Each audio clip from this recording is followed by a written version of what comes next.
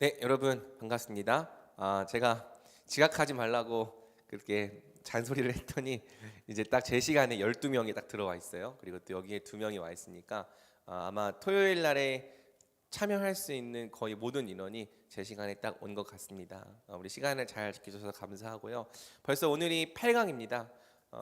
우리가 3분의 2를 달려왔고 이제 뒤쪽으로 갈수록 점점 더 우리의 구원에 관한 내용이 나옵니다. 사실 우리가 이 교리를 공부하고 또 성경과 진리를 공부하는 것은 결국에 예수 그리스도께서 우리를 위해 이루신 구원이 우리의 인생 가운데 또 우리의 삶 가운데 어떤 영향을 미치는가를 배워나가는 과정이라고 할 수 있죠. 그래서 사실 우리가 앞에 배웠던 내용들은 지금 배우는 내용들을 이해하기 위한 하나의 전제이고 또 기초가 되었던 거예요. 하나님 어떤 분이신지, 또 하나님 이 세상을 어떻게 계획하시고 또 이 세상을 어떻게 섭리해 나가시는지, 우린 누군지, 또 우리가 하나님과 맺었던 언약이 무엇인지, 이런 내용들을 우리가 열심히 배웠던 것은 지금 이제 우리가 하나님 안에서 어떤 구원을 누리며 살아가는 존재가 되었는지를 더 분명히 깨달아 알기 위해 알아야 되는 기초이자 전제였던 것이죠. 자, 그래서 여러분 이제 오늘은 우리가 지난 시간에 이어서 그리스도의 낮아지심과 높아지심, 조금 어려운 교리 용어로는 그리스도의 비하와 승귀에 대해서 배울 건데 잠깐 우리가 지난주에 배웠던 내용을 좀 복습해 보도록 합시다. 자, 강의안이 아니라 판설해야죠. 자, 우리가 예수님께서 우리를 구원하시는 구속자가 되시는데 어떻게 우리의 구속자가 되시는가라고 했을 때 예수님은 그리스도라고 하는 직분을 맡으심으로 우리의 구속자가 되신다라는 내용에 대해서 우리가 배웠죠. 그리스도라고 하는 것은 예수님의 이 성이 아니라, 예수님의 패밀리 네임이 아니라 예수님의 직분을 의미하는 거예요. 저를 강호경 전도사라고 부를 때 강호경은 이름이고 전도사는 직분인 것처럼 예수님을 예수 그리스도라고 부를 때 예수님께서 그리스도의 직분을 맡은 자다라는 의미를 갖고 있는 거죠. 그러면 그리스도라고 하는 직분이 갖고 있는 게 무엇이냐? 구약 시대 때 기름을 부어서 세우는 직분이 세 가지가 있었는데 이 그리스도는 기름 부음 받은 자라는 뜻으로서 당시 구약 시대에 기름을 부어 세웠던 세 가지 직분을 의미하는 표현인 것이죠. 그래서 이게 구약 성경에는 이제 메시아, 마시아라고 하는 말로 번역이 되어 있고 이게 우리나라 말 성경에는 메시아라고 안 되어 있고 기름 부음 받은 자라고 되어 있습니다. 그래서 여러분이 이제 시편을 보면은 자주 기름 부음 받은 자라고 하는 표현이 나오고 또 이사야 같은 걸 봐도 기름 부음 받은 나의 종 이런 표현이 나올 때 이게 원어로는 메시아겠구나. 우리 이제 이렇게 이해하며 성경을 볼 수 있겠죠. 자, 그리스도가 선지자 그리고 제사장 왕으로서 우리의 구속자의 직분을 행하시는데 두 가지 상태에서 낮아지심과 그리고 높아지심의 상태에서 이 세 직분을 수행하시죠. 그래서 선지자로서 낮아지신 상태에서는 예수님께서 직접 말씀을 전하심으로 그 직분을 행하셨고 이제 높아진 상태에서는 성령을 통해서 그분의 직분을 수행하신다라는 걸 배웠고요. 제사장의 직분은 이제 예수님께서 자기 자신을 희생 제물로 또 화목 제물로 드리심으로써 이 제사장의 공의를 수행하셨고 지금은 이 하나님 보좌 우편에서 계속적인 중보 사역을 통해 이 제사장의 직분을 수행하고 계신다라는 걸 배웠던 것입니다. 그리고 이제 왕에 대한 측면에는 이 낮아지심과 높아지심이 거의 같다고 할 수 있는데 사실 낮아지신 상태에서 이 왕된 측면이 그렇게 강하게 드러나진 않았어요. 그런데 그럼에도 불구하고 이제 복음서를 여러분이 읽어보면은 예수님께서 귀신을 내쫓고 또 이 병든 자들을 고치는 장면들이 자주 나오는데 그게 이제 뭘 보여주는 거냐면 예수님께서 하나님 나라의 왕권을 가지셨다라는 걸 보여주는 표적과 기사였던 거죠. 그러니까 그런 거예요. 지금 이 세상이 사탄의 나라가 되어 있어서 이 사탄의 지배와 굴복 아래 있다는 것이 이제 귀신이고 질병인데, 이 예수님께서 오시자 하나님 나라도 이 땅에 함께 도래했고, 그럼 예수님의 이 통치가 이 땅 가운데 임할 때 뭐가 물러가는 겁니까? 사탄의 나라가 물러가는 거예요. 그래서 예수님의 통치가 임하면 귀신이 떠나가고 또 질병도 떠나가면서 이 하나님 나라의 온전한 복과 안식이 주어지는 것을 복음서가 계속 보여줬던 거죠. 그리고 이제 예수님께서 이 높아지신 상태, 즉 하나님 보좌 우편에 앉은 상태에서 이제 하나님 나라의 주가 되셔서 자기 백성, 교회와 또 온 세상을 통치하시는 이 왕의 직분을 수행하시는 겁니다. 그래서 이 왕의 직분은 크게 이제 두 가지로 설명할 수 있는데, 통치 그리고 보호, 그리고 또 가로 열고 이제 인도까지도 넣을 수 있죠. 그래서 우리가 섭리를 배울 때 섭리의 사역이 보존, 협력, 통치, 이제 이렇게 우리가 배웠었는데 그것과 유사하다고 할 수 있겠어요. 예수님께서 지금 하늘 보좌 우편에 앉아 계셔서 자기 백성을 다스리시는 은혜의 통치를 펼치고 계시고, 또 자기 백성을 이 악의 권세로부터 보호하시는 또 보호의 사역을 하고 계시다. 이제 우리는 이렇게 예수님의 이 삼중직에 대해서 이해할 수 있는 거고, 우리가 예수님을 믿는다고 말할 때는 우리가 보통 이 십자가 사건 하나만을 믿을 때가 많은데, 그게 아니라 지금 이 전체가 다 우리가 예수님에 대하여 믿어야 될 내용이다. 우리가 지혜가 부족할 때 예수님께 구하면 그분께서 성령을 주실 걸 믿을 수 있는 거고요. 또 지금도 우리의 연약함과 우리의 죄에도 불구하고 예수님의 계속적인 중보 사역이 있기 때문에 우리가 무너지지 않고 또 주님을 떠나지 않고 주님께 계속 붙어 있을 수 있는 거고요. 또 우리 같이 연약한 자들이 하나님 말씀에 순종하며 살아갈 수 있는 이유가 무엇이냐? 예수님의 통치가 있기 때문에. 그리고 우리 같은 연약한 자들이 이 고난 속에서도 낭망하지 않을 수 있는 이유가 무엇이냐? 우리를 사랑하시는 예수님의 보호가 있기 때문에.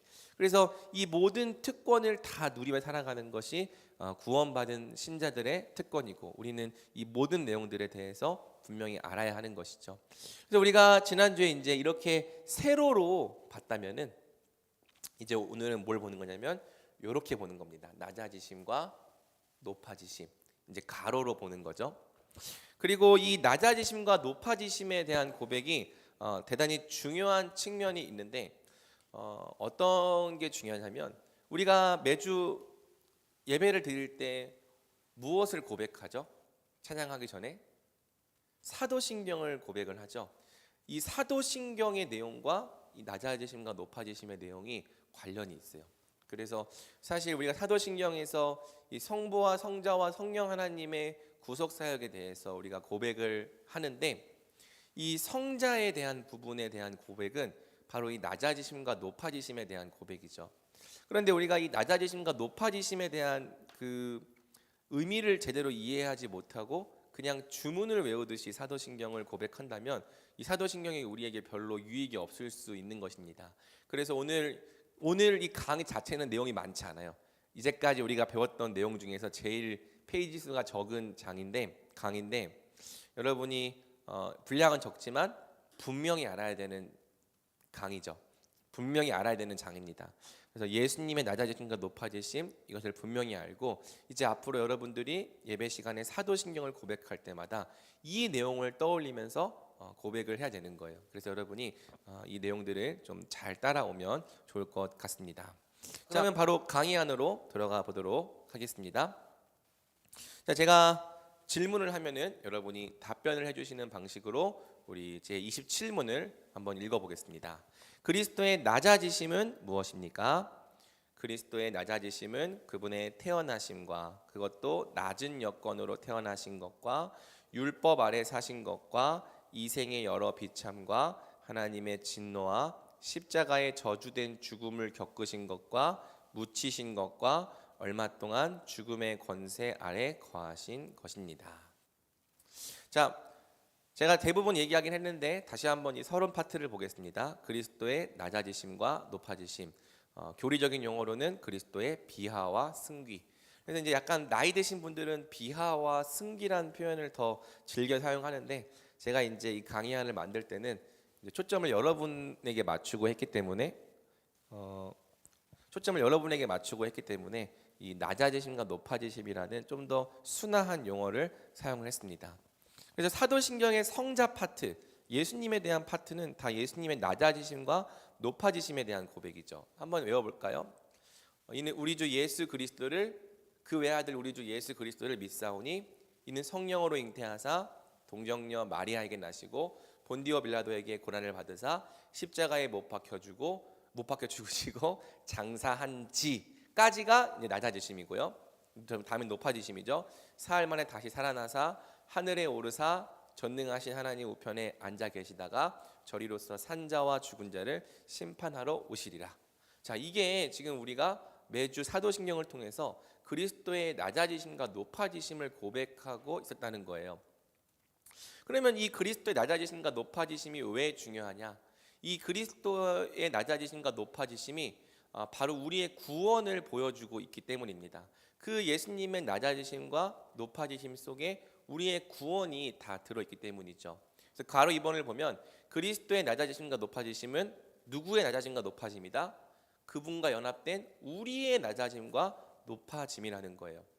그래서 왜냐하면 그리스도께서 취하신 그 인성이 우리의 인성이기 때문에, 그러니까 예수님은 우리 대신 우리 자격으로 낮아지시고 높아지셨다는 거예요. 그래서 그리스도께서 사람의 몸을 입고 겪으신 모든 일이 다 우리가 겪은 일이 되는 거죠. 그래서 이제 어떤 결과가 되냐면요, 예수님의 낮아지심으로 우리의 비참함이 해결되고 또 그리스도의 높아지심으로 우리의 영화로운 삶이 보장된다는 것입니다. 그러니까 원래 이 죄가 가져온 그 결과 중에 하나가 뭐였냐면은 이제 죄와 비참이다라고 했을 때, 비참이라고 하는 이 하나님의 진노와 저주 아래에 있는 그 상태가 원래 이 하나님을 떠나 죽어 있는 자들의 상태였는데, 예수님께서 우리 대신 낮아지셨기 때문에 더 이상 우리 인생의 죄의 저주와 또 하나님의 진노와 비참함이 남아있지 않다는 거예요. 왜냐고요? 예수님께서 우리 대신 그 값을 다 치르셨기 때문이죠. 예수님께서 성육신, 또 고난, 죽음, 장사, 죽음의 권세에 거하심으로 우리가 겪어야 될 비참함을 다 치르셨기 때문에 우리는 더 이상 이러한 하나님의 저주, 또 죄의 진노, 그리고 비참함 가운데 거하지 않게 된다는 것입니다. 그리고 중요한 것은 예수님의 높아지심이 바로 우리가 갖게 될 영화로운 삶의 보증이자 보장인 것이죠. 그래서 그리스도께서 높아지신 상태인 부활, 그리고 승천, 하나님 우편에 앉으심과 재림은 앞으로 우리가 경험하게 될 영화로운 상태를 말한다는 거예요. 그래서 이 에베소서 2장을 보면은 이런 표현이 있어요. 그리스도와 함께 우리를 살리시고 그리스도와 함께 우리를 높이셔서 그리스도와 함께 우리를 하늘에 앉히셨다. 그러니까 예수님께서 부활하시고 예수님께서 하늘로 높임을 받으시고 예수님께서 보좌 우편에 앉으시는 게 다 우리의 높아짐, 또 우리의 영화로운 상태와 관련이 있다는 것이죠. 그러니까 우리도 지금 비록 이 땅에 발을 디디며 살아가고 있지만 예수님께서 높아지셨기 때문에 장차 영광스러운 몸을 입을 거고, 또 하나님 보좌 우편에서 예수님께서 다스리실 때 우리도 그분과 함께 왕노릇하면서 다스리게 된다. 이게 이제 성경이 가르쳐주고 있는 우리의 영화, 우리의 높아짐의 상태라는 것입니다. 그리고 여러분, 이 그리스도의 낮아지심은요, 성도가 이 땅을 어떤 모습으로 살아가야 할지도 할지를 설명해 주기도 하죠. 잠깐만요, 갑자기 오류가 났는데 어떻게 된 거지?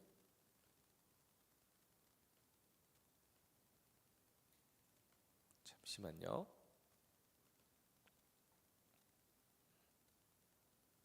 됐다. 자, 성도가 이 땅을 어떤 모습으로 살아가야 할지를 설명해 주기도 한다. 성도는 이 땅에서 그리스도의 낮아지심에 참여하는 삶을 살아갑니다.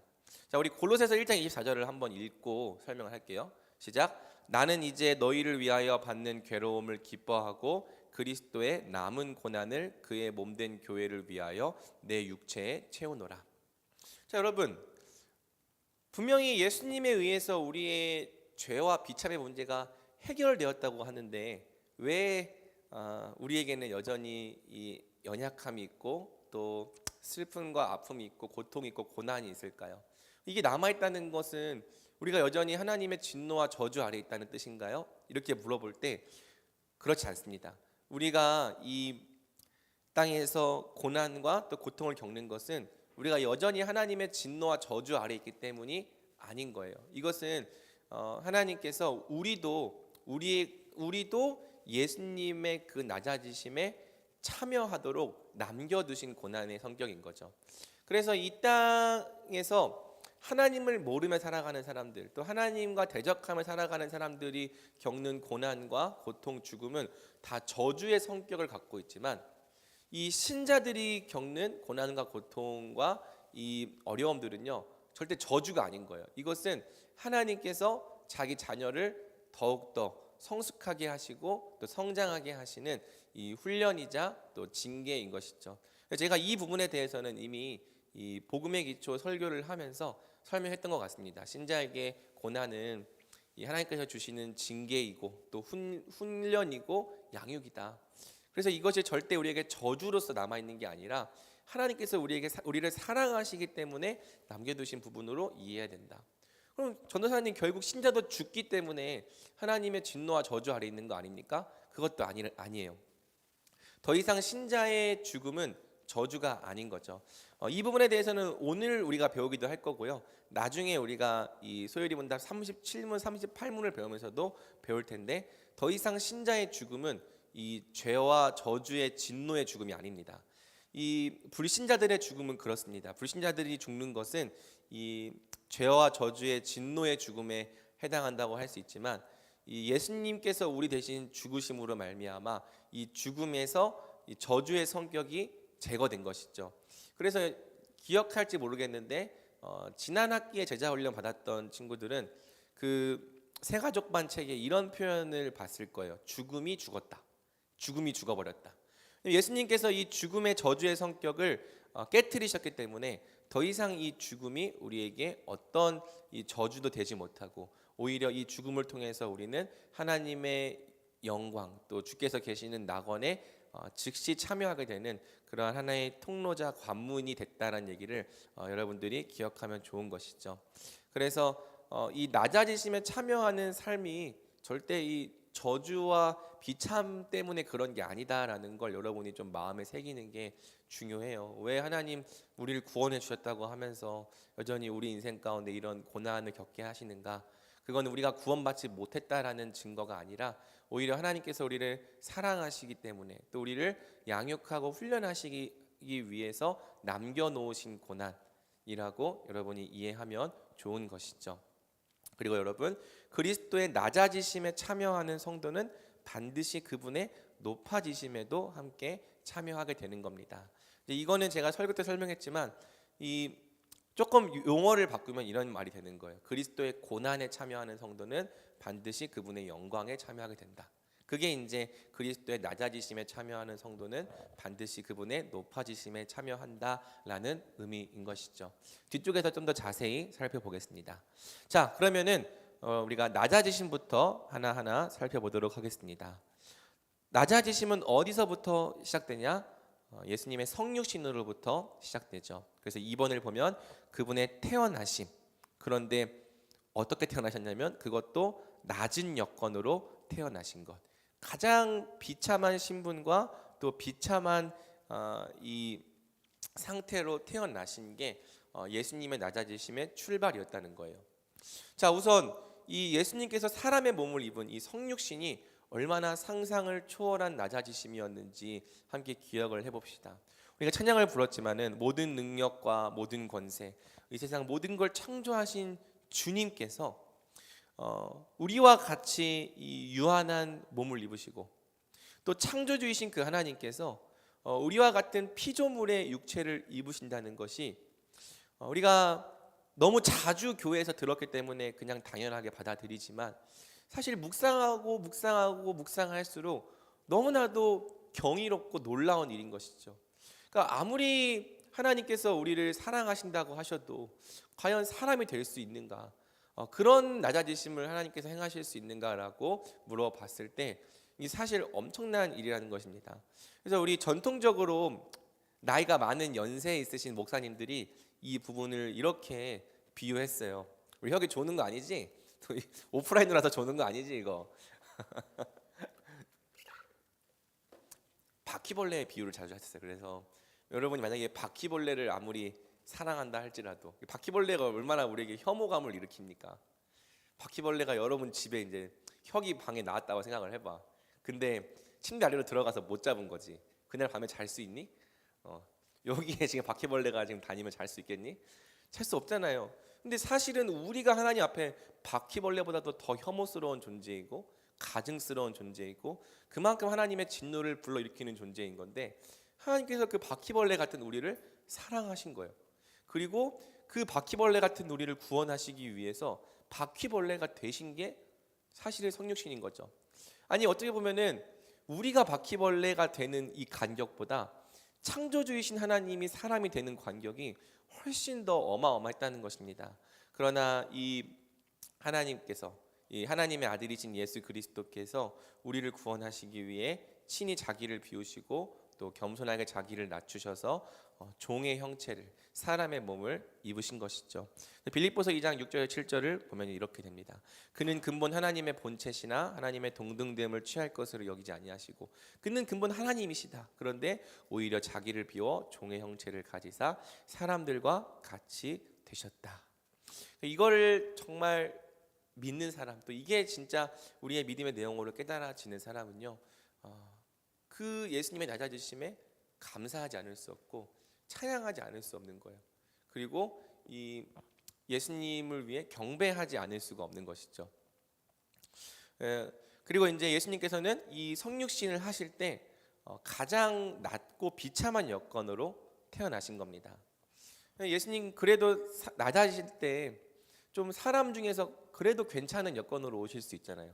왕족의, 물론 예수님 왕족의 후손이지만은 진짜 왕궁 안에서 비단이 깔려 있고 모든 이 최신식으로 되어 있는 그런 좋은 여건에서 예수님 나셔도 그렇게만 하셔도 사실 엄청난 낮아지심인데 예수님은 우리의 자리에서 우리의 비참의 문제를 해결하셔야 됐기 때문에 가장 비참한 여건 속에서 태어나신 거죠.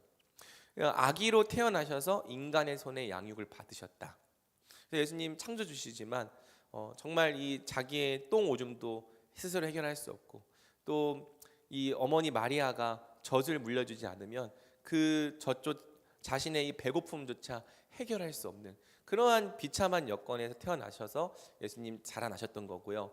그리고 그 마리아와 요셉이 얼마나 가난했습니까? 그 이제 복음서를 보면은 특별히 누가복음을 보면은 예수님 강보에 쌓여서 이 말구유 이 짐승들이 밥 먹는 그 밥통에 누여야 할 정도로 가난하고 어려운 여건 속에서 나셨고 또 그렇게 사셨던 거죠. 그래서 예수님께서 아버지를 일찍 잃어버린 거 여러분 알죠? 예수님께서 요셉이 언제 죽었는지는 성경에 나오지 않지만 아마 예수님께서 20살 되기 전에 죽었을 확률이 높습니다. 그래서 예수님께서 이 공생애를 시작하기 전 30살 전까지 뭐 하고 사셨죠? 목수일 하시면서 사신 거예요. 그러니까 예수님도 여러분처럼 취업 활동하고 취업 활동은 안 했겠죠. 열심히 노동하시면서 이 막노동 뛰시면서 이 노동에 대한 저주와 또 비참함까지 다 경험하시는 삶을 사셨던 거죠.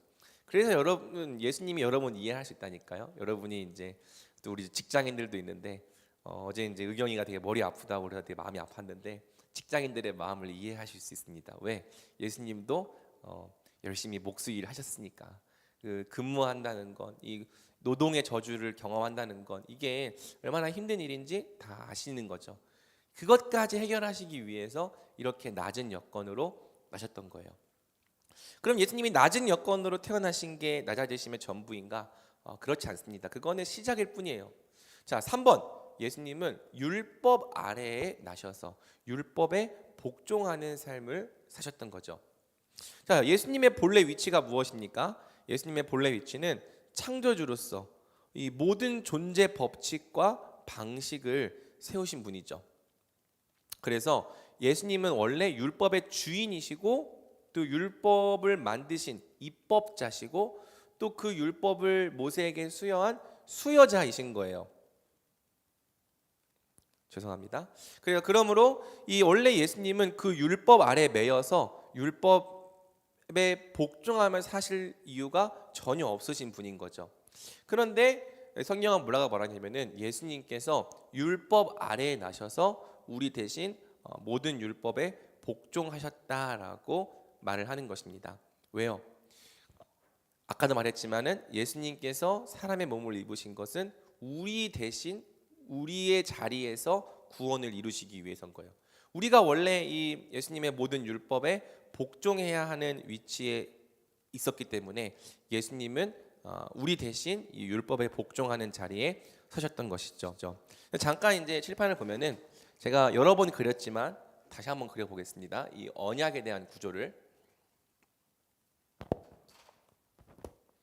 그래서 하나님께서 사람과 생명 언약 또는 이 행위 언약을 맺으셨는데 완전한 잘 안 보이네요.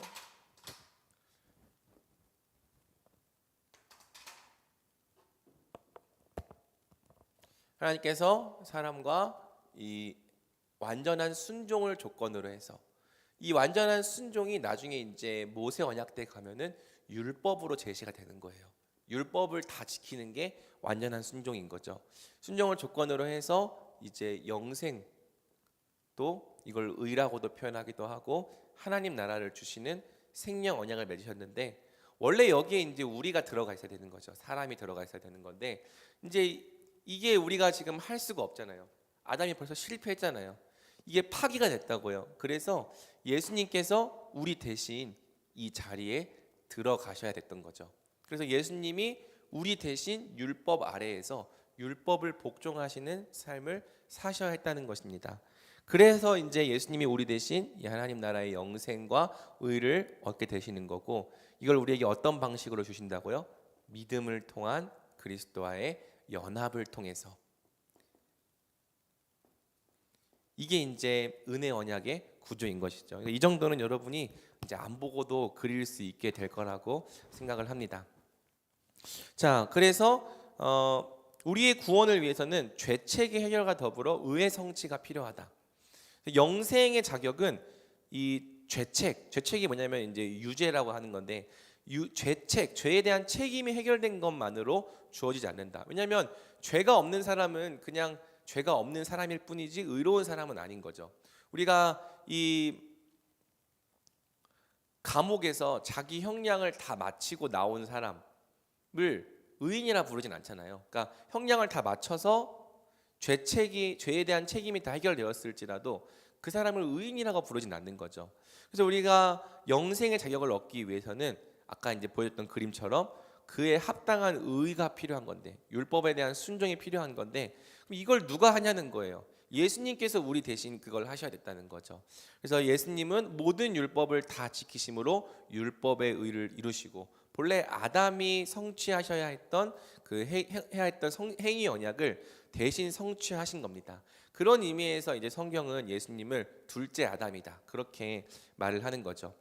첫째 아담은 행위 언약을 지키는 것에 실패해서 모든 사람이 죄와 사망의 저주 아래에 놓이게 했지만 둘째 아담이신 예수님은 행위 언약을 성취하심으로 영생의 상속자가 되셨고 그 상속하신 영생을 어떻게 우리에게 주신다는 것입니다. 이제 이게 복음의 가장 본질적이고 핵심적인 내용인 거예요. 자, 그리고 이제 아까도 좀 얘기했지만 예수님은 이 땅을 살아가면서 여러 비참을 겪으셨죠.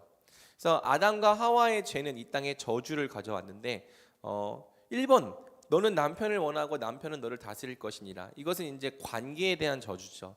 그래서 사람과 사람 사이의 관계가 깨어지는 저주, 사기, 악독, 분열, 배신 이 모든 걸 예수님께서 다 겪으신 거예요. 예수님은 미움 받으셨고 또 사기와 악독의 공격이 되셨고 또 가장 사랑했던 제자로부터도 배신을 당하는 삶을 사셨던 거죠.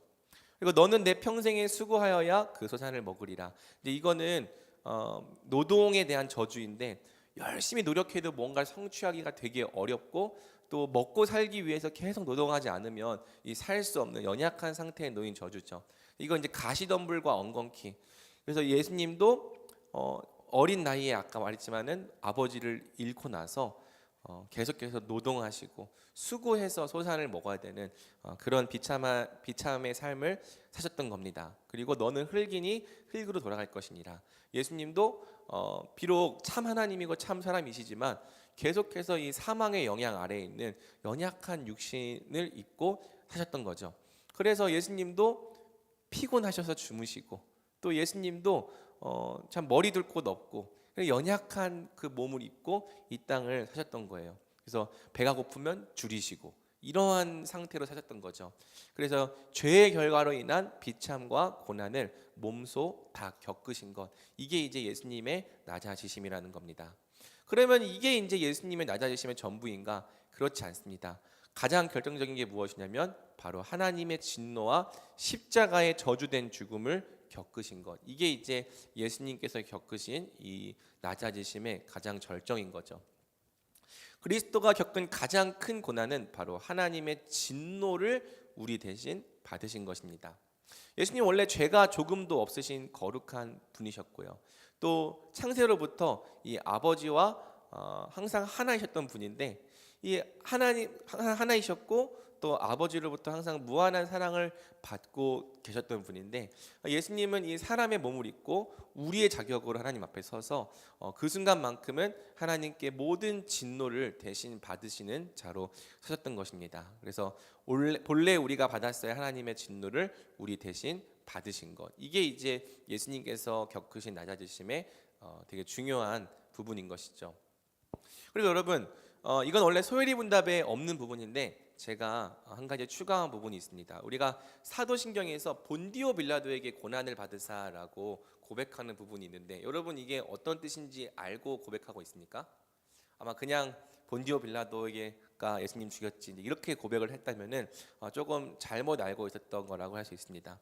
이 본디오 빌라도에게 고난을 받았다는 것은 예수님께서 세상의 합법적인 재판에 의해 공식적으로 죄인의 정죄를 받으셨다는 의미입니다. 그러니까 빌라도는요 재판장이었어요, 그렇죠?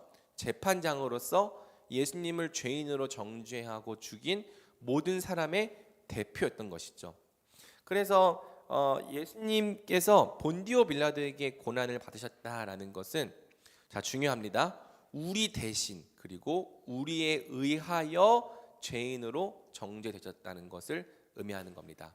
자, 우리 대신이라고 하는 것은 예수님께서 우리의 자격으로 죄인으로 정죄되셨다는 거고요. 그 다음에 우리에 의하여라는 말은 뭐냐면 우리가 바로 예수님을 죄인으로 정죄하고 죽인 사람들이라는 것이죠.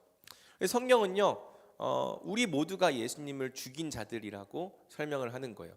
그러니까 사도행전 2장 23절과 36절을 보면은 너희가 예수님을 죽였다라고 이제 이렇게 얘기를 하는데, 사실 이 베드로의 이 오순절 설교를 듣는 사람들은 이 예수님이 십자가에 못 박혀 죽을 때 그 자리에 없었던 사람들이 대부분입니다. 그런데 베드로가 너희가 죽였다 이렇게 얘기를 하는 거예요. 이게 어떤 의미냐면은 우리가 비록 그 빌라도의 법정 재판에 직접적으로 참여하지 않았을지라도 우리가 예수님을 거부하고 예수님을 대적하는 삶을 살아감으로써 이 예수님을 죄인으로 정죄하고 예수님을 죄인으로 죽인 그 재판에 우리도 함께 동참한 사람들이 되었다는 의미인 거죠. 그래서 우리가 빌라도에게 고난을 받았다라고 할 때 예수님이 나 대신 이 죄인이 되셨구나, 그리고 나 역시 그 예수님을 죄인으로 정죄하고 대적하고 죽였던 죄인이었구나 라는 걸 고백하는 대목이 바로 이러한 대목이라고 할 수 있어요. 그래서 예수님은 이 세상의 모든 법정에 의해서 죄인으로 정죄되셨고 죄인의 자격으로서 죽으신 거죠. 그게 이제 본디오 빌라도에게 고난을 받으셨다는 의미인 것입니다. 그리고 이제 예수님께서는 결국에 이 본디오 빌라도에 의해 죄인으로 정죄되신 후에 십자가에 달려 죽으시는데, 이 십자가에 달려 죽으셨다는 것은 예수님께서 하나님의 저주를 받았다라는 것을 보여주는 거죠. 이 갈라디아서 3장 13절을 보면은 이렇게 설명합니다. 그리스도께서 우리를 위하여 저주를 받은 바 되사 율법의 저주에서 우리를 속량하셨으니 기록된 바 나무에 달린 자마다 저주 아래에 있는 자라 하였습니다. 원래 이제 이 신명기법을 보면은 나무에 달려 죽은 자는 하나님의 저주를 받은 자다라고 명시하는 부분이 있는데, 예수님께서 십자가라고 하는 나무에 매달려 죽은 것이죠. 그래서 유대인들이 볼 때는 정말 이 미련하고 거리끼는 죽음을 죽으신 거예요. 유대인들이 볼 때 예수님은 하나님의 저주를 받아 죽으신 거거든요. 어떻게 하나님의 저주를 받으신 분이 우리의 메시아가 될 수 있는가? 유대인들은 아직까지도 이 부분을 이해하지 못하고, 또 그래서 이제 예수님 믿지 않는 건데, 예수님께서 이 십자가에 매달려 죽어 저주를 받으신 것이 다 우리 때문이었다라는 걸 우리가 믿게 될 때, 우리는 그 죽음이 얼마나 귀하고 또 우리에게 감사한 죽음인지 우리는 알 수 있는 거죠. 그래서 이 예수님께서 이 십자가에 매달려 이제 계실 때 이러한 말을 하십니다. 나의 하나님 어찌하여 나를 버리셨나이까. 예수님께서 하나님, 성부 하나님을 하나님이라고 부른 유일한 구절이에요. 그래서 나의 하나님 어찌하여 나를 버리셨나이까. 원래 항상 아버지라 부르시는데 나의 하나님 어찌하여 나를 버리셨나이까 라고 말하면서 예수님께서 이 하나님으로부터 버림받은 고통을 표현을 하시죠. 그리고 이제 이 말씀은 사실 시편, 제가 몇 편인지 안 적어놨는데 시편에 있는 말씀을 인용한 말씀이기도 합니다. 그래서 예수님께서 지금 죽으실 때 이 말씀의 성취에 의해 죽으신다라는 것을 또 보여주시기 위해 인용한 말씀이기도 한 거죠. 영원 전부터 성부와 항상 함께 계셨던 예수님이 성부로부터 단절되는 고통을 겪으셨다.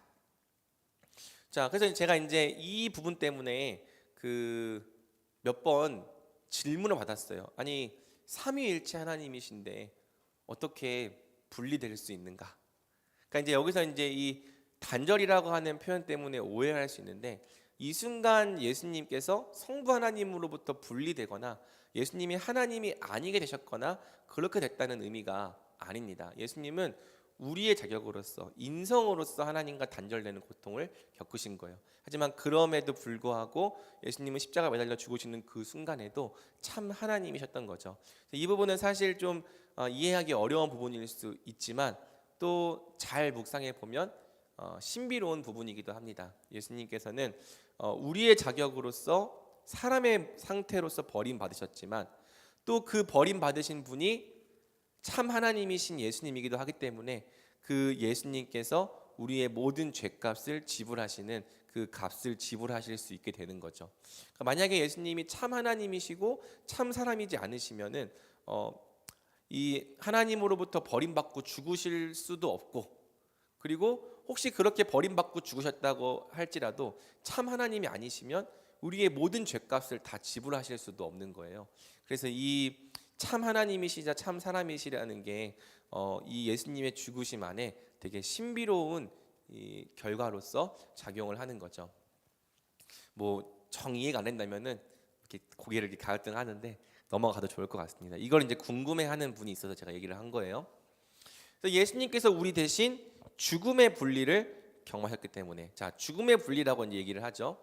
죽음의 분리라고 하는 것은 사실은 성부 하나님으로부터 분리되는 게 아니라 이 육체와 영혼의 분리를 말하는 겁니다. 그래서 예수님의 이 육체와 영혼의 분리, 죽음의 상태를 경험하셨기 때문에 더 이상 이제 우리의 죽음이 하나님으로부터의 분리가 아니게 된 것이죠.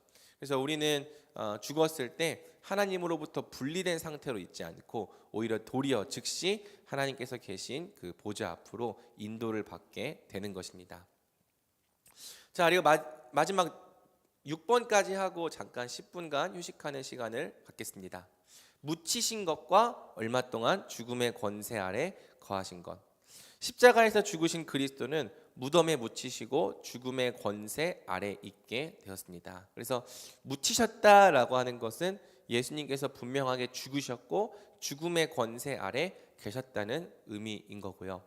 죽으실 수 없는 영원 불멸의 하나님이 인성을 취하셔서 신인의 인격으로 죽음을 맛보고 한동안 무덤에 매장된 상태를 겪으셨다. 자, 아까도 얘기했지만은 원래 하나님은 죽을 수 없어요. 그런데 인성으로 죽으신 거예요. 하지만 이 예수님의 인성으로 죽으신 그 죽음이 또한 예수님이라는 인격이 죽으신 것이기도 하기 때문에 이 영원 불멸의 하나님께서 한동안 무덤에 매장된 상태를 겪으셨다라고 말할 수 있는 것이죠. 그래서 하나님께서 죽음을 겪는 이 가장 아래까지 내려가셨다. 하지만 약속에 의해서 예수님의 육체는 결코 썩음을 당하지는 않으셨죠. 그리고 그래서 이제 신자들은 무덤에 영원히 묻히지 않고 썩지 않고 다시 살아나게 되는 겁니다. 그러니까 물론 썩긴 하죠. 그런데 우리의 썩은 육체가 다시 신령한 몸으로 되살아나게 될 것이라는 거예요. 우리가 나중에 입게 될 이 영광의 부활의 몸은 지금 이 몸을 벗으면 하나님께서 새로운 몸을 딱 주시는 게 아니라 지금 이 몸이 구속을 받는 거예요. 그래서 여러분 어차피 구속받을 몸이라고 막 굴리면 안 되겠죠. 여러분이 지금 이 몸은 여러분이 영원토록 입고 살아갈 몸이기도 한 것입니다. 그래서 아까 예수님의 낮아지심은 우리의 비참을 해결하는 낮아지심이라고 했는데 예수님께서 우리 대신 썩음을 당하고 예수님께서 우리 대신 이 무덤에 매장된 상태를 겪으셨기 때문에 우리는 영원히 무덤에 묻히거나 썩지 않고 다시 부활하는 은혜를 경험하게 되는 거고요. 또 죽음 이후에 신자의 영혼은 즉시 영광 속으로 들어가게 되는 겁니다. 그래서 우리는 죽은 다음에 무덤에서 이 매장된 그런 상태로 있는 게 아니라 바로 이 하나님 보좌 앞으로 인도를 받는다는 거고, 또 우리의 육신은 이제 무덤에서 쉬면서 장차 이루어질 부활을 기다리게 되는 상태에 놓이게 되는 것이죠. 그래서 이제 우리가 예수님의 낮아지심에 대한 부분을 우리의 구원과 계속 연결하면서 살펴보았는데, 앞으로 이제 여러분이 낮아지심에 대해서 고백을 할 때 이렇게 고백을 하면 좋을 것 같습니다.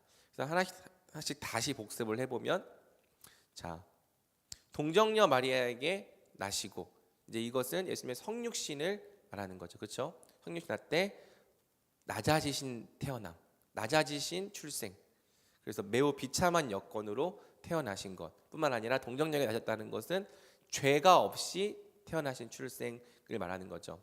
그리고 본디오 빌라도에게 고난을 받으셨다. 우리 대신 우리에 의하여서 죄인으로 정죄되셨다. 그리고 십자가에 못 박혀 죽으셨다. 하나님께서 우리 대신 모든 진노와 저주를 대신 받으셨다. 그리고 장사되셨다. 이것은 예수님께서 우리 대신 죽음의 권세 아래에 거하심으로 더 이상 우리가 죽음의 권세 아래에 있지 않게 하셨다라는 고백으로 이해할 수 있는 것입니다. 그리고 사도신경에는 포함되어 있지 않지만 예수님께서 율법 아래에 나셔서 율법에 복종하는 삶을 사셨다까지 우리가 알면 예수님의 낮아지심에 대해서 좀 더 분명한 이해를 가질 수 있는 것이죠. 자, 그럼 여기까지 하고 우리 10분간 휴식하도록 하겠습니다.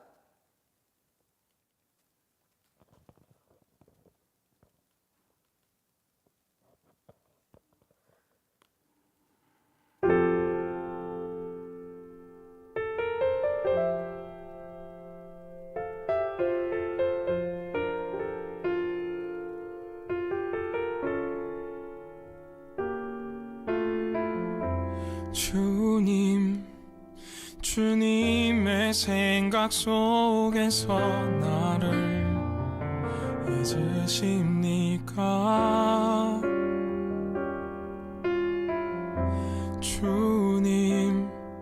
주님의 얼굴을 언제까지 숨기십니까? 나의 영혼은 고민과 걱정이 아주 많습니다. 나의 원수는 나를 뒤흔들며 자랑합니다. 여호와 나의 하나님이여, 나를 잊지 말고 대답해 주세요. 내가 주님과 멀어지지 않게 나의 눈을 밝히소서.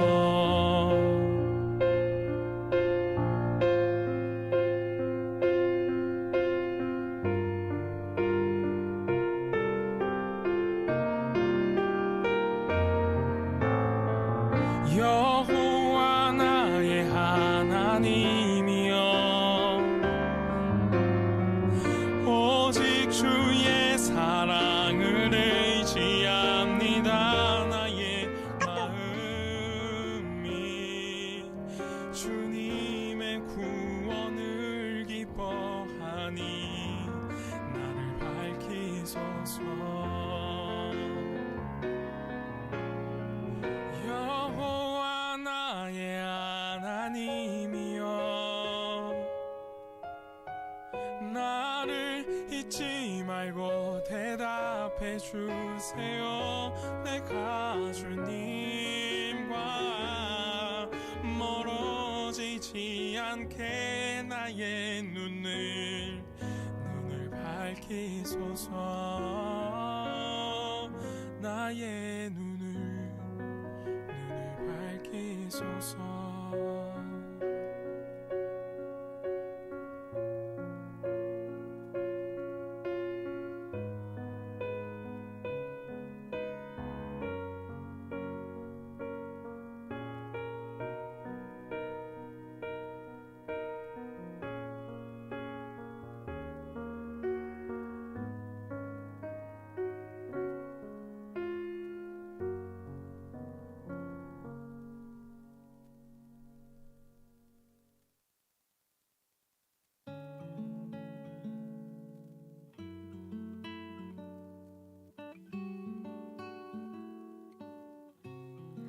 주님을 닮아가는 것,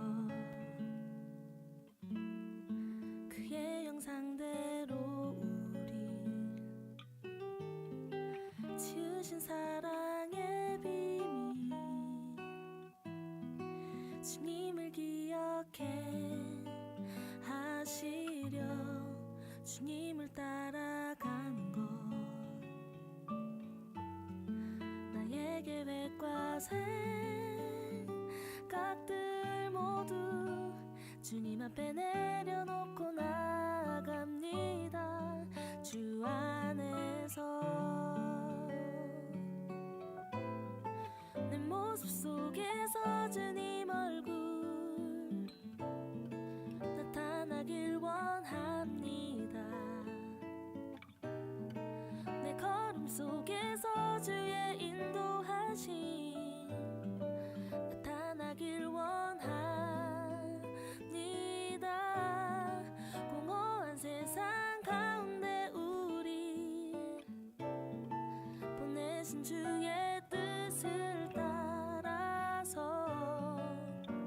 사랑으로 채우기를 원하시는 주 뜻처럼.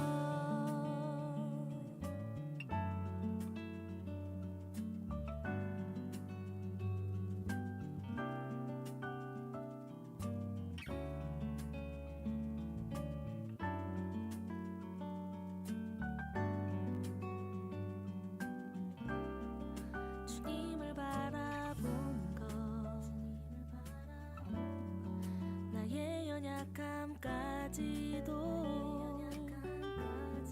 사랑하시는 주님의 은혜 가운데 거하는 것, 주님과 함께 가는 것, 나의 욕심과 자랑들 모두 주님 앞에 내려놓고 나갑니다. 주와 함께 내 모습 속에서 주님 얼굴 나타나길 원합니다. 내 걸음 속에서 주의 인도하심 나타나길 원합니다.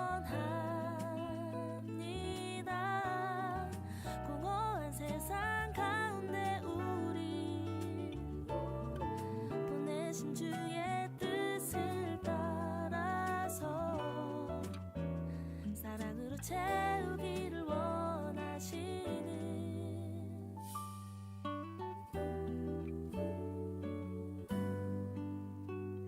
사랑으로 채우기를 원하시는 주 뜻처럼.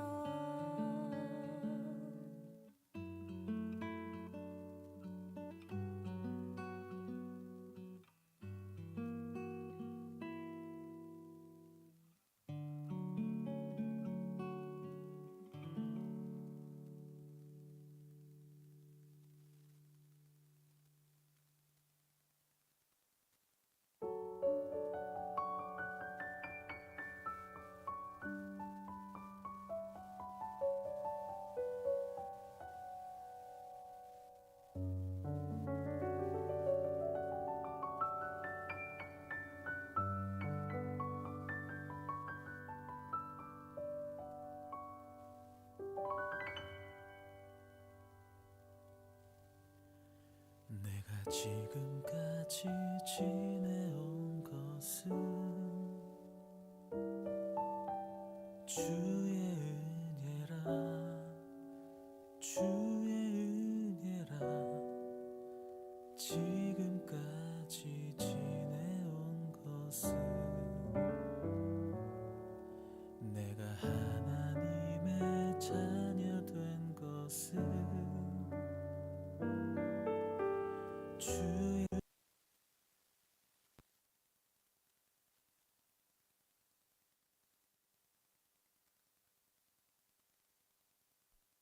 자, 그러면 이제 나머지 이어서 높아지심에 대한 부분까지 함께 살펴보도록 하겠습니다.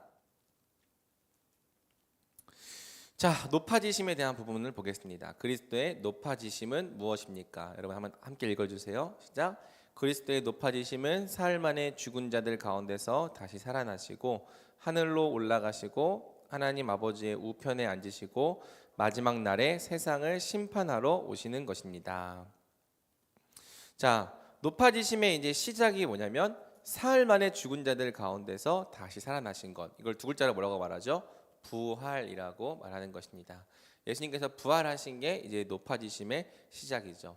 그러면 왜 부활이 높아지심이냐라고 했을 때 이 부활을 성경이 뭐라고 말하냐면은 예수님께서 직접 그분의 능력과 권세로 일어나신 사건이기도 하지만 동시에 부활은 어떤 사건이냐면 하나님 아버지께서 예수님을 높여주신 사건, 예수님을 살리신 사건이라고도 말을 하는 거죠.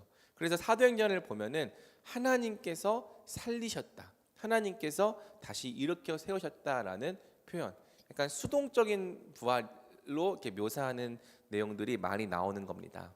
그래서 그리스도의 부활은 이제 앞으로 여기 지금 이 부활의 세 가지 이제 의미가 적혀 있는데 이거는 여러분들이 좀 마음에 잘 새기면 좋을 것 같아요. 그래서 내가 십자가는 되게 클리어하게 잘 정리가 되는데 부활이 내 신앙에 어떤 의미인지 잘 모르겠다라고 말하는 사람들이 생각보다 꽤 있습니다. 여러분도 그럴 수 있는데 이제 우리는 이 세 가지, 이 가로 1번, 2번, 3번으로 부활에 대한 내용을 잘 정리해 볼 수 있는 거죠. 그리스도의 부활은 첫 번째로 그리스도의 칭의다. 이걸 이제 풀어 설명한 거예요. 그리스도의 부활은 하나님께서 그의 의로우심과 그리스도 되심을 증명하신 사건이다. 이걸 두 번째로 줄이면 그리스도의 칭의 사건이다.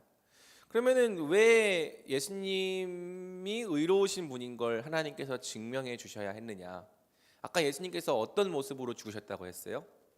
죄인의 모습으로서. 그러니까 빌라도에게 고난을 받으셨다라고 하는 것은 예수님께서 죄인으로 정죄되시고 죄인의 자격으로 죽으셨다라는 의미인 거예요.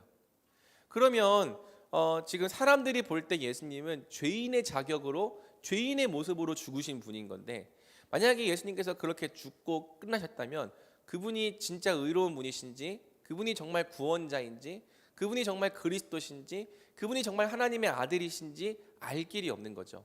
그렇죠.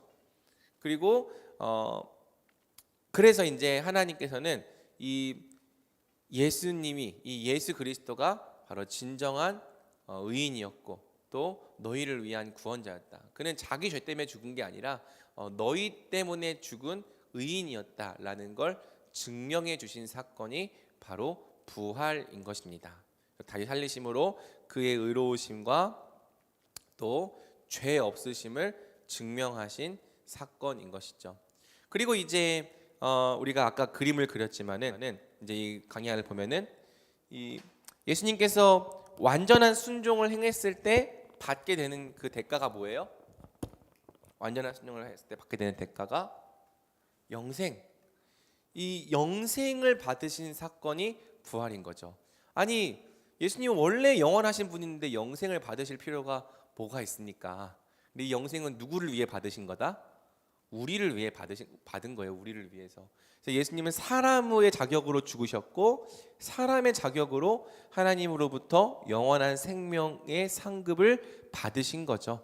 그리고 그 영생을 받은 증거가 부활인 겁니다. 부활, 생명이 있다는 거잖아요. 그래서 예수님께서 이 영생의 상속자가 되신 거고 하나님으로부터 영생을 받는 영생의 상속자가 된 거고 이 영생을 나중에 이제 우리에게 그분과의 연합을 통해 주시는 거죠.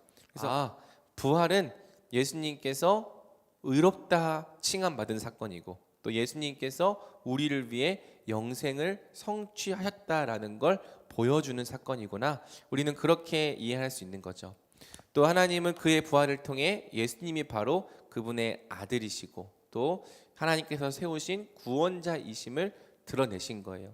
이 부활이 역사 속에서 일어난 사건이기 때문에 우리는 이 부활을 통해 예수님이 우리의 구속자라는 걸 분명히 알 수 있고 또 믿을 수 있는 거죠. 그러니까 부활은 어떤 머릿속에서 상상의 세계 속에서 일어나는 게 아니라 지금 우리가 살아가고 있는 이 세상의 역사 가운데 일어난 일이기 때문에 우리의 믿음이 어떤 영적인 세계에만 속한 게 아니라 지금 우리가 살아가는 이 현실에 속한 것이라는 것을 보여주는 사건이 바로 이 부활이기도 한 것입니다.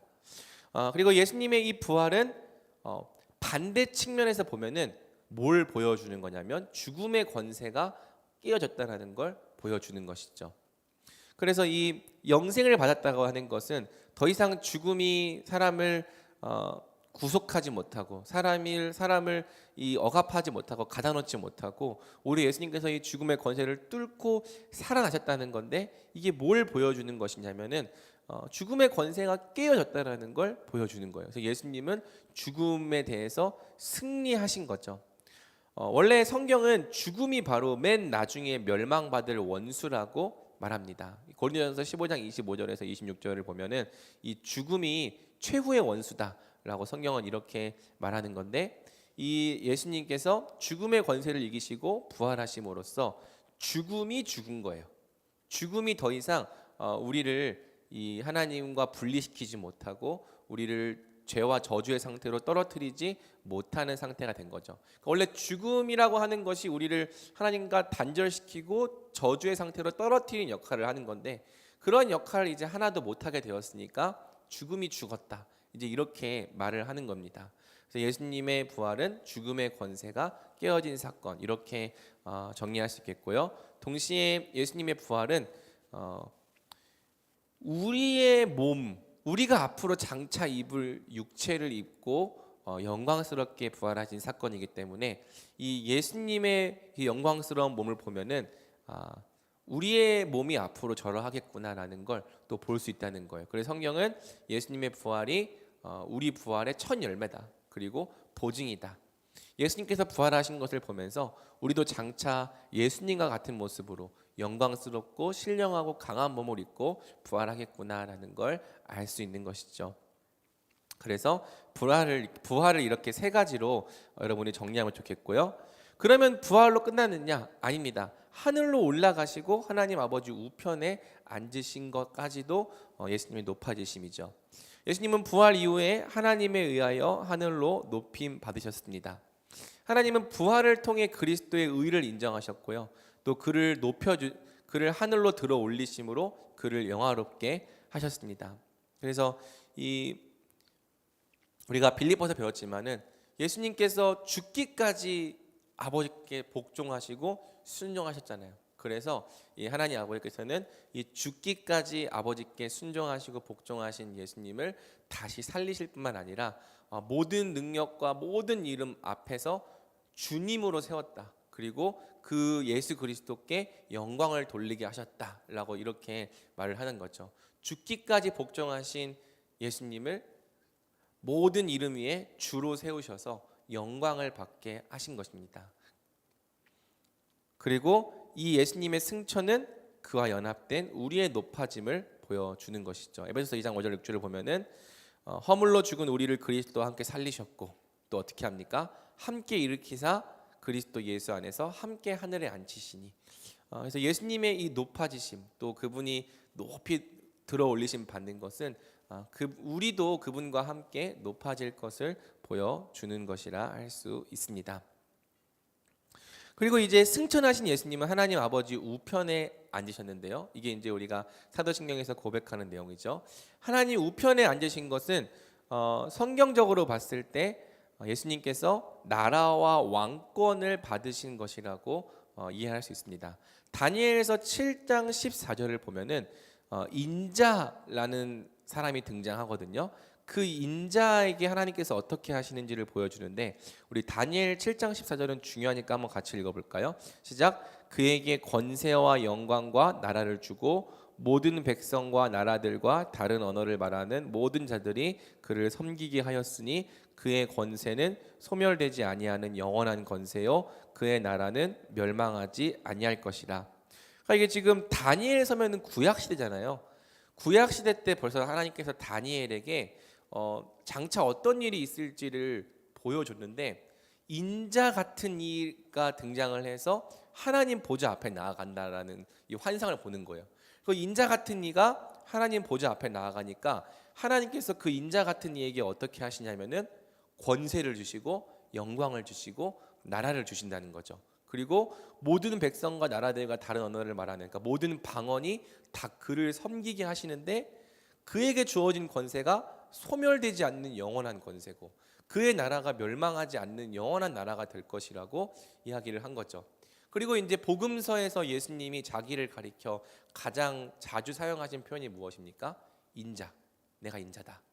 그러니까 그 인자라는 그 말에는 앞으로 예수님께서 이 모든 나라와 영광을 받으실 분이라는 뜻을 갖고 있는 건데, 예수님이 이 십자가로 죽으시고 부활하셔서 또 승천하셔서 하나님 보좌의 우편에 앉으심으로 하나님으로부터 예수님이 모든 나라와 왕권을 받게 되신 거죠. 그래서 우리는 이것을 이렇게 표현합니다. 승천하신 예수님은 하나님 나라의 주가 되셨다. 이 주라는 표현은 왕이란 표현이죠. 당시 로마의 황제를 가리키는 표현인데 이제 초대교회는 진정한 황제, 진정한 왕, 진정한 주님은 로마의 시저가 아니라, 이 로마의 황제가 아니라 이 예수님이시다, 이렇게 고백을 했던 것입니다. 그래서 지금 예수님은 어떻게 하고 계시냐? 이 종말의 기간 동안 하나님 우편에서 이 나라를 다스리고 계시는 것이고요. 또 재미있는 것은 마지막 때에 다시 이 나라를 아버지께 바치시는 거죠. 그래서 예수님과 아버지의 관계는 서로에게 영광을 돌리고 서로를 사랑하시는 관계라고 했는데, 이게 하나님 나라에도 똑같이 나타나는 거예요. 아버지께서 아들을 높이시고 영화롭게 하셔서 그에게 모든 왕권을 맡기시죠. 그리고 언제까지? 원수들이 굴복할 때까지. 그리고 원수들이 굴복하고 모든 이 사탄의 나라가 멸망하고 나면은 예수님께서 어떻게 하시는 거냐면 다시 그 나라를 아버지께 바치심으로 또 아버지가 영광을 받게 하시는 겁니다. 이렇게 이 두 분은 서로 영광 돌리시는 걸 굉장히 좋아하세요. 이게 이제 구속사인 거고 앞으로 장차 이루어질 일인 것이죠. 이게 이제 구약 성경에도 한번 나왔고 또 신약 성경에도 한번 나왔는데, 시편 110편 1편을 보면은 여호와께서 내 주에게 말씀하시기를, 이게 이제 되게 중요한 말씀인데, 원래 이 주라고 하는 아도나이란 표현은 여호와 하나님을 가리키는 표현이거든요. 근데 이 시편 110편이 다윗의 시인데 여호와께서 내 주에게 말씀하셨다. 그러니까 지금 다윗이 주라고 부르는 분이 여호와가 아니라 딴 분이 하나 더 있는 거예요. 이게 지금 구약 성경에는 삼위 하나님에 대한 부분이 그림자처럼 가려져 있었는데, 지금 이 시편 110편을 보니까 다윗은 여호와 오른쪽에 계신 주님이 있다라는 걸 알고 있는 거죠. 다윗이 예수님을 알고 있었다는 겁니다. 그래서 여호와께서 내 주에게 말씀하시기를, 내가 네 원수들로 내 발판이 되게 하기까지 너는 내 오른쪽에 앉아 있어 하셨도다. 그래서 원수들로 발판이 되게 하기까지, 그러니까 원수들을 완벽하게 멸망시킬 때까지 너는 내 오른쪽에 앉아 있으라 하셨다. 그래서 예수님께서 우편에 앉아 계셔서 다스릴 것에 대한 말씀을 이미 구약에서도 하고 있었던 거고요. 그다음에 고린도전서 15장 24절을 보면은 마지막 때에 어떤 일이 일어나는지가 설명이 되어 있는데, 그 후에는 마지막이니 그가 모든 통치와 모든 권세와 능력을 멸하고 나라를 아버지 하나님께 바칠 때라. 그래서 예수님은 지금 하나님 나라를 다스리시고 통치하시고 완성해 나가시는데, 이 완성하신 하나님 나라를 다시 아버지께 바치시는 것을 통해 또 아버지가 영광 받게 하시는 거구나. 이게 지금 우리가 살아가고 있는 구속사의 흐름이라는 걸 알 수 있는 거죠. 하나님 나라의 주가 되신 예수님은 보좌 우편에서 선지자, 제사장, 왕의 직분을 행하십니다. 이건 배웠기 때문에 여러분들이 짧게 읽어보면 좋을 것 같아요. 그래서 지금도 보좌 우편에서 성령을 통해 하나님의 뜻을 알리시고 또 자신의 이 십자가 사역의 근거에서 중보하시고 또 왕으로서 원수들을 물리치시고 정복하시는 권능, 그리고 또 교회를 구원하시고 다스리시는 은혜의 왕권을 이 땅에서 펼치고 계신 거예요. 그래서 예수님은 굉장히 높아지신 이 왕의 상태에서 이 세상을 통치하고 다스리고 계신 것이죠. 그러면 여기서 또 예수님의 높아지심이 끝나는가? 그렇지 않습니다. 예수님의 높아지심은 어디까지냐? 바로 세상을 심판하러 오시는 심판주로 오시는 것에서 이 예수님의 이 높아지심이 끝나는 거죠. 그래서 승천하셔서 하나님 우편에 앉아 계신 예수님은 장차 이 세상을 심판하러 오실 것입니다. 2000년 전 예수님은 구속주로서 육체의 연약함과 함께 종의 형상으로 이 땅에 오셨어요. 그러니까 만약에 예수님께서 종이 아니라 왕의 모습으로 오셨다면, 예수님께서 굉장히 능력 있고 권위 있고 심판하시는 모습으로 오셨다면은 그 당시 사람들이 그렇게 예수님을 무시하고 적대하고 대적하지 않았겠죠. 왜 사람들이 예수님을 그렇게 무시하고 적대하고 우습게 봤습니까? 예수님이 연약한 육체를 입은 모습으로 종의 형상으로 오셨기 때문인 거예요. 그래서 이 종의 형상으로 오신 하나님의 아들의 비밀을 이해하지 못하면 그분을 믿을 수조차 없는 거죠. 그런데 이제 마지막 날에 예수님이 다시 오실 때는 이렇게 종의 모습으로 비참하고 낮은 여건으로 오지 않습니다. 성경은 뭐라고 말하냐면 우리 예수님께서 구름과 함께 이 땅에 오실 것이다 라고 말을 하고 있는 거예요. 구약 성경에서 구름은 하나님의 영광을 상징하는 건데, 예수님께서 다시 이 땅에 오실 때는 가장 영광스러운 모습으로 저 천사들과 함께 하나님의 위엄과 또 임재와 함께 이 땅에 오실 거다라고 말을 하고 있는 거고요. 그 예수님께서 이 땅에 오시면은 이제 예수님이 빛나고 하얀 보좌, 이제 우리가 백보좌라고 부르는데 하얀 백자가 서서 백보좌에 앉으셔서 이제 심판하실 거라고 얘기를 하는 거죠. 그래서 이 마지막 때에 심판하시는 심판주가 누구냐면은 우리는 성부 하나님이실 거라 생각하지만 예수님이신 거예요. 예수님이 그 심판 보좌에 앉아서 심판을 하시는 겁니다. 그리고 그때 산자와 죽은 자 모두 심판을 받게 되는 거죠. 산자와 죽은 자를 모두 심판하러 오시리라. 그래서 이제 그때 예수님은요, 심판주로서 그분을 거부하고 대적했던 악인들에게는 영벌의 무서운 심판을 선고하시는 거죠. 그러니까 여러분 한번 생각을 해보세요. 예수님의 그 낮은 모습으로 오셨기 때문에 그 낮은 모습으로 오신 예수님을 우습게 보고 침을 뱉고 대적하고 거부했던 거예요. 근데 내가 그 우습게 여기고 거부하고 대적했던 그 예수님이 마지막 때가 되니까 어디에 앉아 계세요? 백보좌에 앉아서 영광스럽고 위엄 있는 모습으로 딱 그 자리에 앉아 계시는 거죠. 그러면 이제 무슨 생각이 들겠습니까? 야, 내가 정말 잘못 살았구나. 내가 그렇게 우습게 보고 그렇게 함부로 여겼던 예수님이 지금 마지막 때에는 심판하시는 백보좌에 앉아서 엄숙한 심판자로서 나를 바라보게 될 거라는 거죠. 그러니까 여러분, 이 땅에서 우리는 그분을 심판자로 만나지 않기 위해서 그분의 앞에 엎드리고 그분 앞에 굴복하는 겸손이 필요한 것입니다. 이 땅에서 우리가 그분께 굴복하지 않으면 나중에 우리는 우리가 우습게 여기고 우리가 가볍게 여겼던 그분이 심판주로서 나를 심판하시는 모습을 보게 되는 것이죠. 그러나 우리가 이 땅에서 그분의 이름을 믿고 그분의 이름을 의지하여 구원을 받았다면은 마지막 그 심판의 순간에서 예수님께서 그분의 백성들에게 영생의 축복과 상급으로 이어지는 구원의 심판을 하시는 겁니다. 그러니까 심판을 받긴 받는데 그 심판이 정죄하는 심판이 아니라 오히려 천국을 상급으로 주시는 심판이 될 거라는 것이죠. 그래서 우리는 장차 예수님께서 우리를 심판하러 오실 심판주가 되실 거라는 것을 믿는 것입니다. 그리고 예수님께서 그렇게 심판하시고 난 다음에는 하나님 나라가 완성돼요. 왜냐하면 사탄의 나라가 완전히 멸망되고 모든 악한 자들이 하나님으로부터 심판을 받고 지옥으로 떨어지고 난 다음에는 하나님은 이 땅을 새 하늘과 새 땅으로 갱신하셔서 이제 우리에게 온전한 구원을 주시는 거죠. 이때 신자는 썩지 않고 영광스러우며 강하고 신령한 몸으로 부활하게 되는 거고요. 또 이때 사람뿐만 아니라 모든 피조물이 다 구속을 받고 이 창조 세계가 새 하늘과 새 땅으로 회복되는 것입니다. 이 부분에 대해서는 나중에 우리가 37, 38문에서 더 자세히 살펴볼 거고요. 그곳에서 이제 우리는 하나님을 영화롭게 하고 영원토록 즐거워하는 사람의 제일된 목적을 충만하게 영원토록 누리며 살아가게 되는 거죠. 그래서 하나님께서 사람을 창조하신 목적이 무엇이냐? 하나님을 영화롭게 하고 그분을 영원토록 즐거워하는 것인데, 그 목적이 언제 가서 완벽하게 성취되는가? 하나님 나라가 완성될 때, 그 나라가 완성될 때 우리는 새하늘과 새 땅에서 영원토록 하나님을 영화롭게 하고 즐거워하는 임마누엘의 복을 누리며 살아가게 될 것이라는 것입니다. 자, 그래서 결론 및 적용을 읽음으로 우리 오늘 강의를 마치도록 하겠습니다. 예수님께서 낮아지심으로 우리의 비참함이 해결되었다. 참 하나님이 참 사람이 되심으로 아담에 속했던 우리를 그분께 속한 자로 바꾸어 주셨다. 아기로 나셔서 가장 낮은 여건 속에 사심으로 전 인생의 비참함과 연약함을 모두 그분께서 받으셨다. 우리 대신 율법에 복종하심으로 의가 없는 우리의 의가 되셨고, 우리 대신 하나님의 진노를 받으심으로 본래 우리에게 속했던 모든 죄책을 씻어주셨다.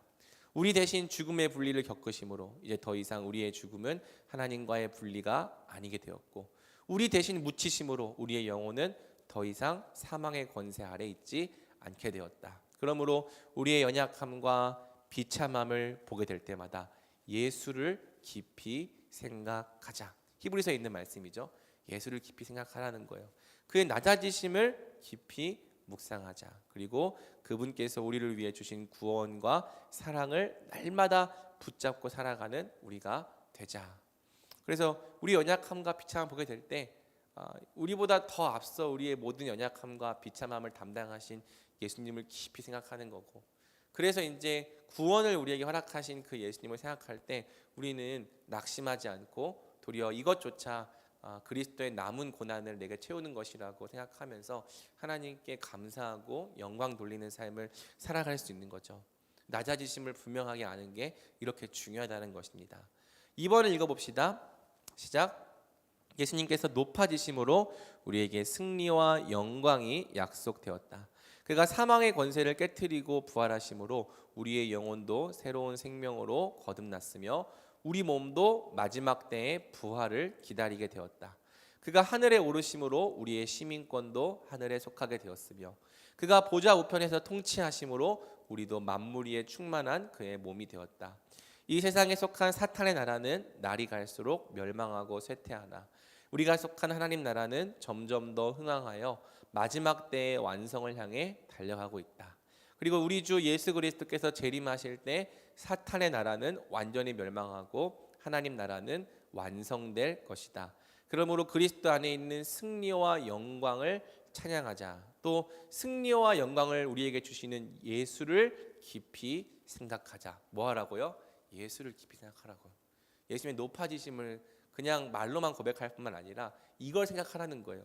믿음의 주요, 소망의 주요, 또 온전하게 하시는 이인 예수님을 날마다 바라보며 살아가는 우리가 되자. 그러니까 지금 이 1번과 2번이 될 때 이게 진짜 예수님을 믿고 살아간다는 고백의 의미인 것입니다. 1번을 믿는 거고 2번을 믿는 거예요. 그래서 여러분 특별히 2번은 이 세상을 바라보는 우리의 세계관이 돼야 되는 거죠. 승리와 영광이 우리 약속됐다. 그가 사망의 권세를 깨트리고 부활하셨기 때문에 우리의 영혼도 이미 새로운 생명이 되었고 우리 몸도 비록 연약하고 넘어지지만 마지막 때의 부활을 기다리게 됐다. 그가 하늘에 오르셨기 때문에 우리의 시민권도 하늘에 있다. 그가 보좌 우편에 통치하시기 때문에 우리도 만물 위에 충만한 그의 몸이 됐다. 사탄의 나라는 날이 갈수록 멸망하고 쇠퇴하지만 하나님 나라는 점점 더 흥황하고 완성되어 가고 있다. 그리고 우리 예수님 다시 오실 때 사탄의 나라는 멸망하고 하나님 나라가 완성될 것이다. 그러니 그 승리와 영광 찬양하자. 그 승리와 영광을 우리에게 주시는 예수님을 깊이 생각하자. 이제 여러분 이것이 이제 여러분의 세계관과 믿음이 되어야 되고, 이 코로나를 바라보면서 야 교회가 망해가는구나. 교회는 세상을 이길 수 없구나. 그렇게 생각하면 안 된다는 거죠. 비록 우리의 눈에는 참 후퇴하는 것처럼 보이고 교회가 흔들리는 것처럼 보일지라도 지금도 하나님의 눈에서 그분의 교회는 흥황하고 전진하고 있는 거예요.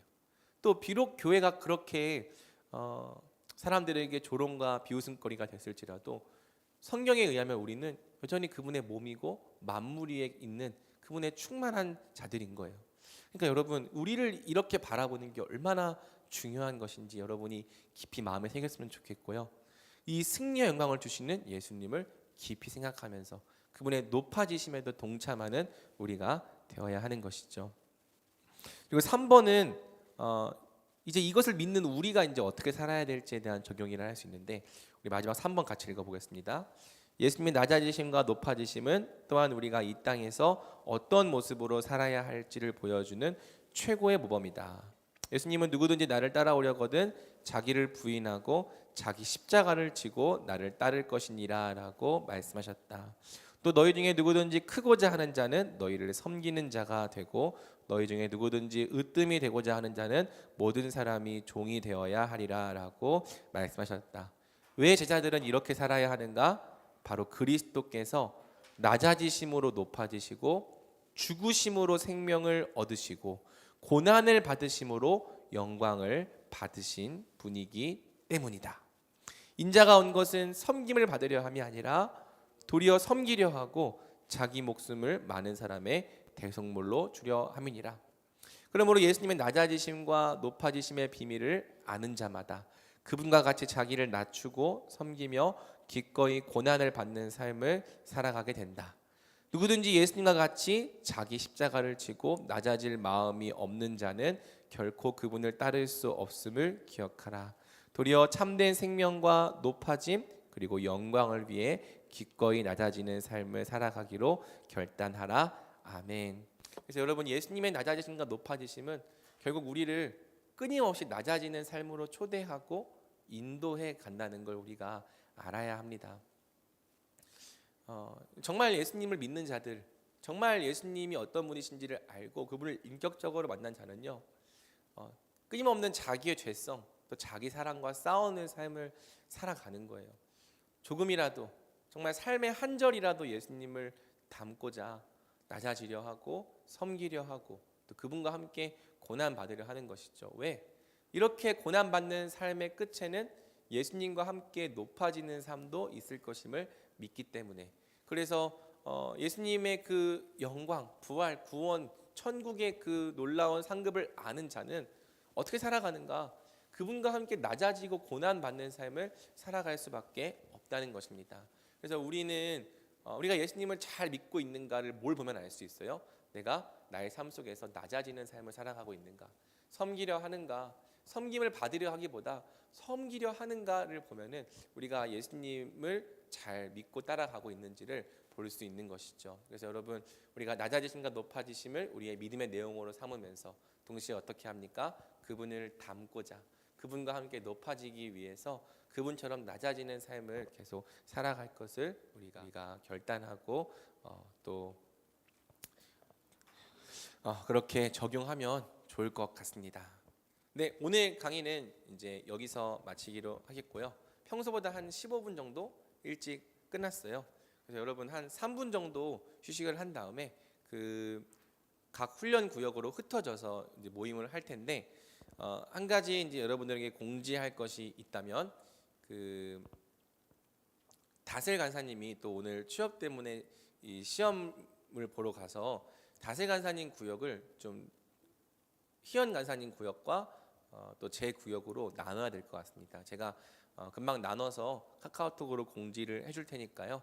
이제 여러분 그 구역으로 각각 참여해서 함께 해주시면 될 것 같습니다. 여러분 오늘도 강의 듣느라 수고 많았습니다. 감사합니다. 박수까지 칠 거야.